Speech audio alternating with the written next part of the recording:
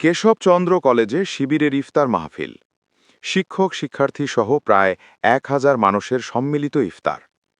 ঝিনাইদহ সরকারি কেশবচন্দ্র কলেজে শিক্ষক শিক্ষার্থী ও কর্মকর্তা কর্মচারীদের সম্মানে ইসলামী ছাত্র শিবির কলেজ শাখার উদ্যোগে এক বৃহৎ ইফতার মাহফিল অনুষ্ঠিত হয়েছে। রবিবার বিকেলে কলেজ মাঠ প্রাঙ্গণে আয়োজিত এই অনুষ্ঠানে শিক্ষক কর্মকর্তা কর্মচারী ও বিপুল সংখ্যক শিক্ষার্থী উপস্থিত ছিলেন। বক্তারা মাহে রমজানের তাৎপর্য তুলে ধরে বলেন, রমজান আত্মসংযম, ত্যাগ ও মানবিক মূল্যবোধের শিক্ষা দেয়। এ সময় তারা শিক্ষার্থীদের নৈতিকতা ও আদর্শিক মূল্যবোধ ধারণ করে দেশ ও সমাজ গঠনে এগিয়ে আসার আহ্বান জানান। অনুষ্ঠান শেষে দেশ, জাতি ও মুসলিম উম্মার কল্যাণ কামনা করে বিশেষ দোয়া পরিচালনার মাধ্যমে ইফতার মাহফিলের সমাপ্তি হয়।